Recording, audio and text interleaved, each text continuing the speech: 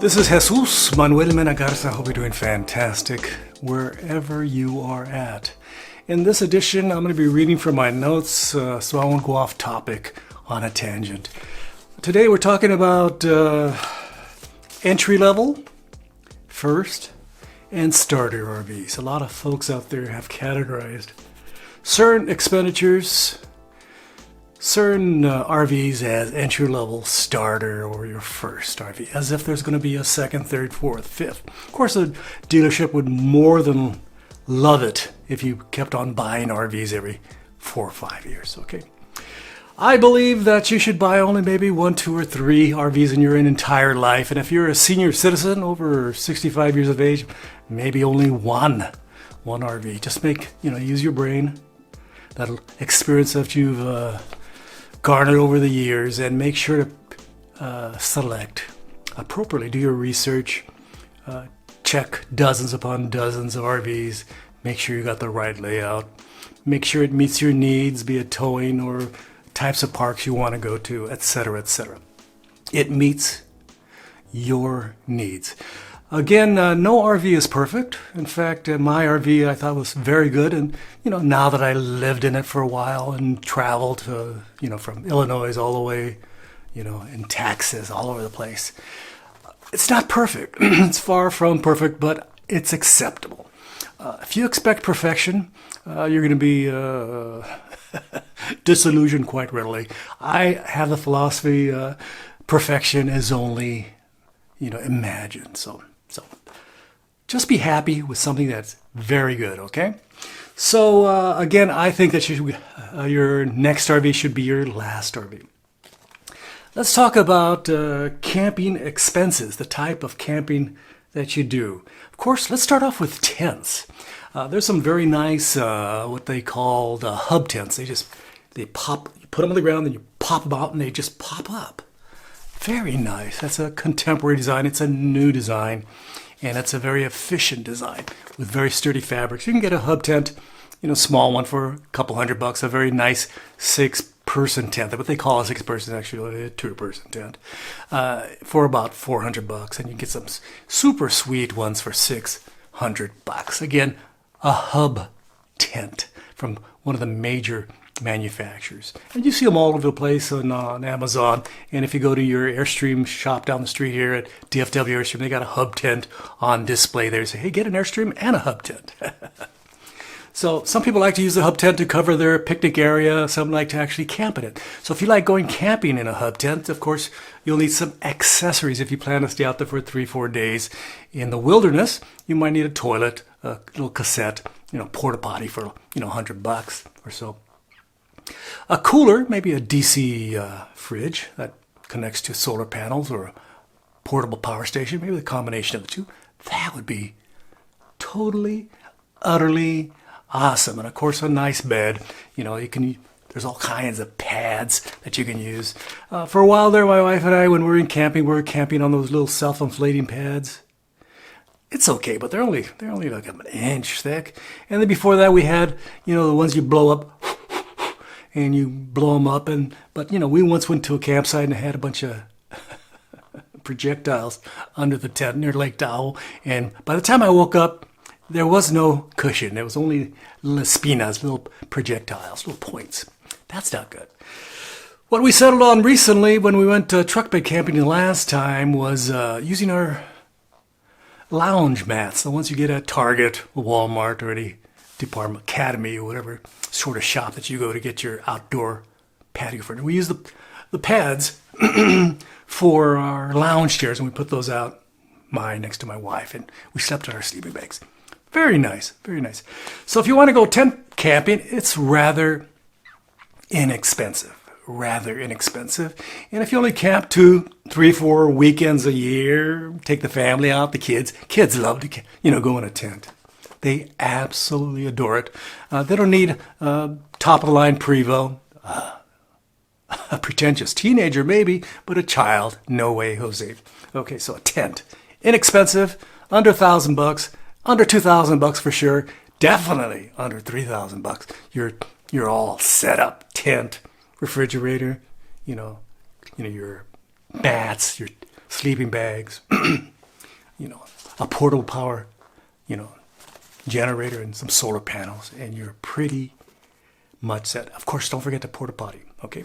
But if you're camping somewhere that has a porta potty just down the road here, where everybody goes down there, you know, you can use that, or the shower, and you're all set. You don't need all that stuff.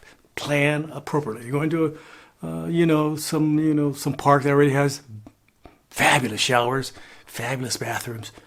You don't have to bring that stuff along. Just bring your tent, a cooler, plenty of beverages, and some great food, okay? And one of the good things about bringing that stuff along, it's lightweight. You throw it in the back of your truck, your SUV, your car. I used to go tent camping in Big Sur with my two daughters back in the late 70s, early 80s. And I had to take them in a Volkswagen Bug.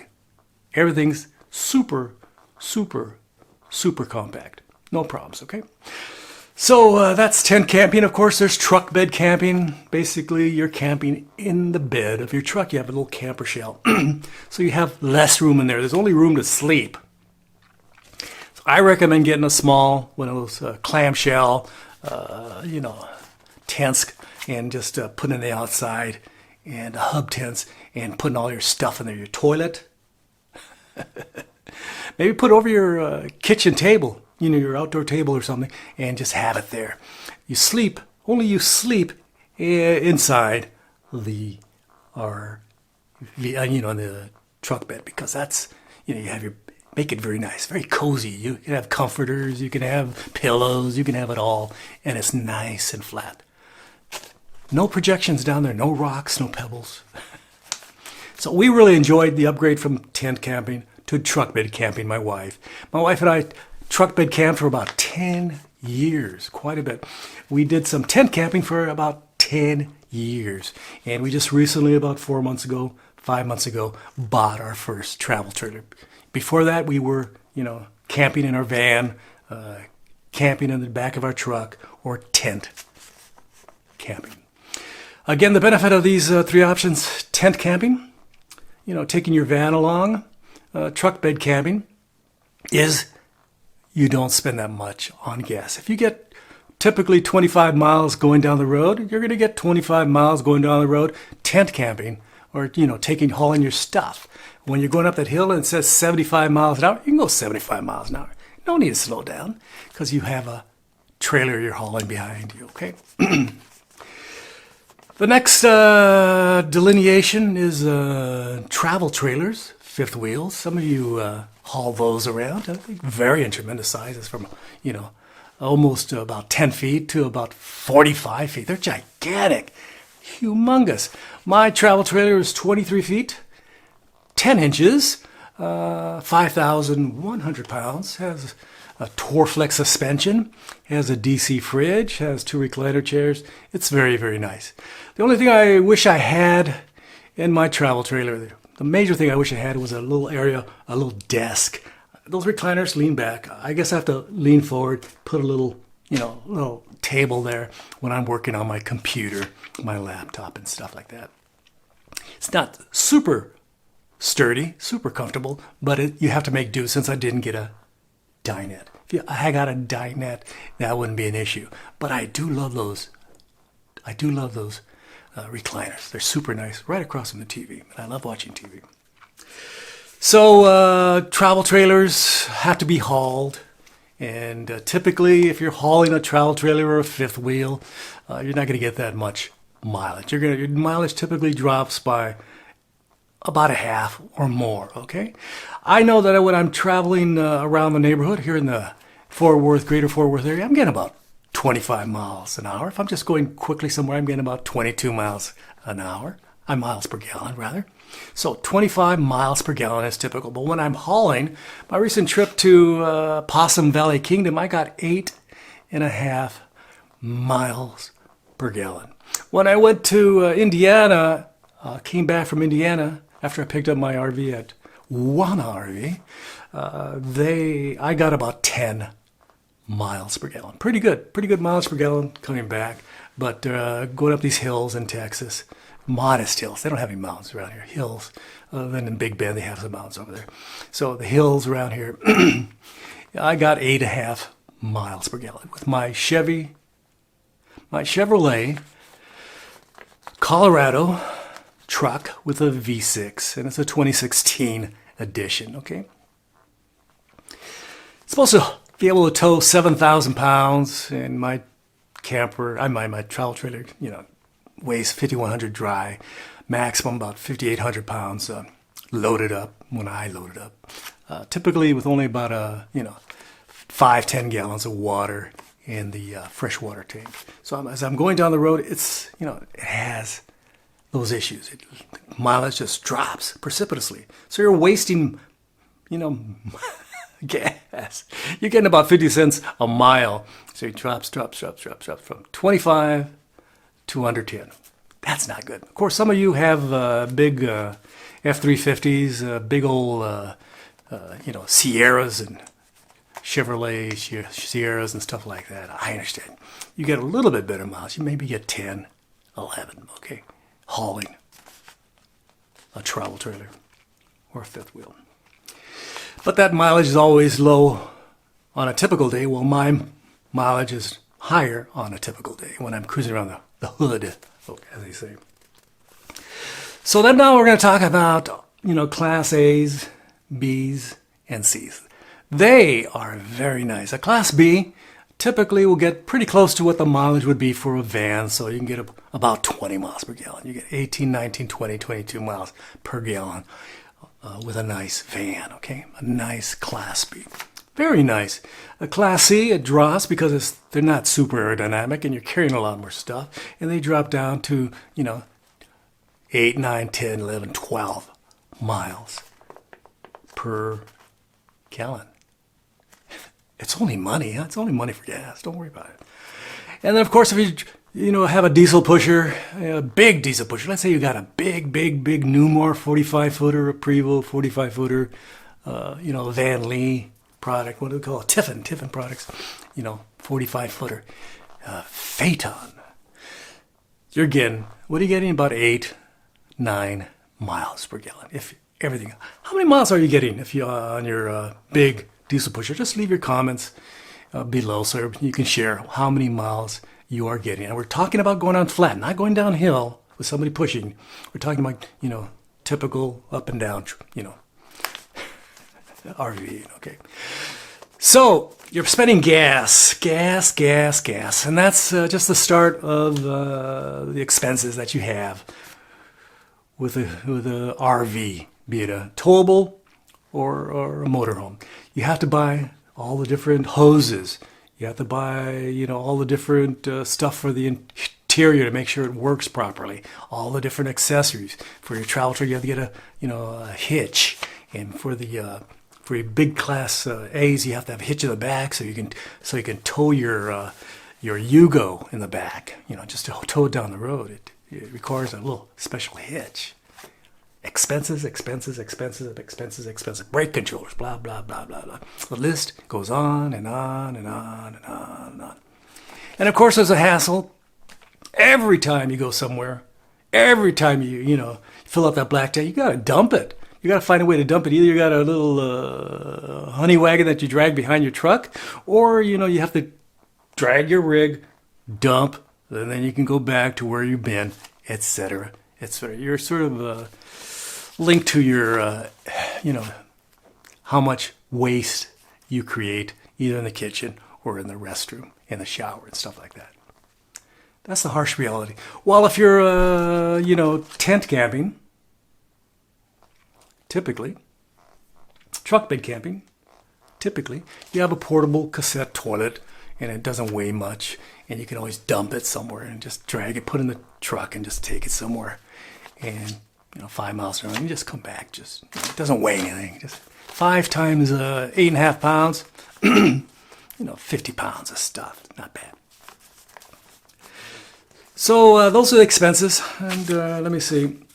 So I have notes here. I'm reading my notes so I stay on track because I know I go on tangents. This old dude, I turn 70 next month, tends to easily get off track. So I have to write notes and read them. Read these notes. So it says here, why buy a new RV every few years? Why? Why do you want to buy a new RV? It's a depreciating asset. It's not like you're buying an RV and it gains value. You bought that, $200,000 RV. Now it's worth $300,000. Good for you. No, that's not going to happen. After a couple years, that $200,000 RV, you're going to take it to the RV dealership and say, I would like to trade it in for something a little different. I don't like this style. I decided I don't like how it looks. I don't like the color. I don't like the furniture. I don't like anything. I don't like the kitchen. We all just complain. And they say, okay, we'll give you $100,000 for your $200,000 that you originally bought it from us. And don't forget the taxes and all the other expenses. Yeah, we'll take it off your hands. And we can use that $100,000 to get you something new, a $500,000 RV, okay? So that's the hard and cold facts of RVing, is that your RVing investment is a depreciating asset. That means it doesn't gain value. It quickly loses value, okay? Why would you want to replace your RV other than that? It's because it's falling apart. You bought a piece of crap RV, and I've seen a lot of people buy RVs now. It's almost hilarious. I laugh sometimes when I feel nervous or upset. It's my way of coping. I apologize. So, your RV's falling apart. I've been reading stories. People buy their RVs, they take them home, and they find 6 to 12 things wrong with them. And then they go camping. This is leaking. That's falling apart. This door's coming out. And then, when they come back, they have to return to the RV dealership and wait several months and say, hey, can you fix it? And they say, okay, we'll fix it. Get in line, and we'll look at it. Then we'll wait in line again, and we'll fix it. Okay. Copacetic. Fantastic. So, of course, some of you just want newer and better. You want the latest whiz-bang features, the latest contemporary styles and stuff like that. I understand that. If you have the money, seriously, if you're Jeff Bezos or, that guy from Facebook, what's his name? I forget his name. Zuckerberg, or that guy that both these two dudes like to go to in space. Elon Musk and Jeff Bezos like to, go into space and stuff. But they can afford whatever they want. They're worth $250 billion. Go buy what you want. Some of you have millions upon millions upon millions of dollars and want to buy something super nice. I understand. Just go and spend your money. But, if you buy something super nice, it's going to cost you close to $1 million in the Class A market. If you want to buy a Prevost or a new market, it's getting close to $1 million or over $1 million. So you can easily go beyond your budget and waste a lot of money. And don't forget, again, when you want to trade it in, what happens to that price? Within a couple of years, boink, it's a depreciating asset. And you didn't become a millionaire, you didn't become a billionaire by wasting stupidly your money and buying depreciating assets. You invest in technology, you invest in stocks, things that go up typically, not in the month of May of 2022, but typically they go up and up and up. You buy real estate, it goes up and up and up. And Fort Worth real estate values have gone up, okay? But if you buy a travel trailer, RV, fifth wheel, pop-up, toy hauler, etc., it's going to go down. Let me emphasize this again. This is the key thing to understand for all you people out there. It's going to drop down in value. Your salesman might say, yes, you should get this one right now. It's not perfect, but we have it on the lot and you get it right now. I'd wait till you get the one you want and you can live with and tolerate for 4, 5, 6, 7, 8, 9, 10 years. Something that works for you. And then after that, if it breaks, then you just trade it in and see what they offer you. So finally, what is camping all about? This is my last piece, I think. Yes, let me see. Anything else? What is camping all about? I have a little note here. Finally, I got one page. I almost forgot my last page. You don't want to do that. Camping is about memories. Memories. I don't know that song. But, memories going out there, hanging out with the children, hanging out with the grandchildren, hanging out with your friends and family. I remember camping adventures in college with some of my crazy, crazy college friends. They were nuts. They were absolutely nuts. And I remember going camping with my children, hiking in the mountains in Big Sur, going in the Sierras and stuff like that. Fantastic memories, okay? And you want to go explore. You want to go see what's around the bend. You go around that bend. Hey, look at that. Fantastic. A beautiful river. a beautiful town, a beautiful little cultural event, fiesta, etc., etc. A nice view. You can park there and just stare there for a while. Maybe take some pictures, shoot some video, etc. Or just sit there and put your easel and do some paintings, or just do some drawings, or just take some notes. Whatever you want to do, you can enjoy it. Just share it with your children, your grandchildren, your friends, your significant other, or in many instances, by yourself. Some of you are loners, significant loners, okay? So you want to be, it's also a budget vacation. I got to read my notes again. Having an RV is a budget vacation. You don't have to pay $2,000 for airfare. You don't have to pay $200, $300 a night to stay in that fancy hotel. You just make that initial expenditure, and then you go wherever you want. Spend weeks upon weeks camping when you have time available. Be on weekends during the summer for a week or two, during spring break for a week or two, or maybe during the winter in certain parts of the United States like Florida, Arizona, Southern California, etc. You can go enjoy yourself inexpensively in an RV, okay? You don't have to stay in that 3, 4, 5-star hotel, okay? And again, some of you like the solitude. So thank you very much for watching my video. What do I like about camping? I like being outdoors in nature. I like doing hiking, keeping physically active. I like to go around my lake here. Right across from my property is a lake, and I walk around the lake several times just to burn some calories and get an aerobic fitness. And then sometimes I go down to Trinity Lakes. They have trails down there here in Fort Worth, and I hike or ride my bicycle, sometimes 5 miles, sometimes 10 miles, sometimes 20 miles. And I really enjoy myself quite a bit. And it keeps me, again, aerobically fit. So I can, when I go up to that high elevation, from Fort Worth to a higher elevation, like in northern New Mexico, southern Colorado to go camping, or in the Sierras to go camping, in the Rockies, etc. I'm not going, my God, I'm at 6, 8, 10,000 elevation. I am winded. I am tired. I'm going to sit in my RV and just do nothing. So you actually feel a little bit of motivation after a couple of days of adjustment. You can actually go out there, go hiking with a significant other. My wife and I like to hike, like to see those beautiful views, like to see them ducks in the pond, like to see them eagles in the trees, like to catch a trout or two or a salmon, enjoy ourselves, enjoy what's the best part of the United States of America, the natural outdoors. Do you enjoy going out in the great American outdoors? I do. Of course, I always take pictures, and sometimes I shoot video. My wife likes to paint. She likes to draw. She likes to scrapbook. She gets a little leaf here and puts it there. This is a certain leaf, and I'm going to do some research when I get home. My wife, the academic, likes to do research. She collects it, writes some notes, writes a little bit about the scenery where she saw it, and stuff like that. That's her. She has books of leaves, feathers, rock samples, stuff like that. That's how she rolls. Me, I like to take pictures. I like to take pictures, and I like to shoot video. What do you like to do?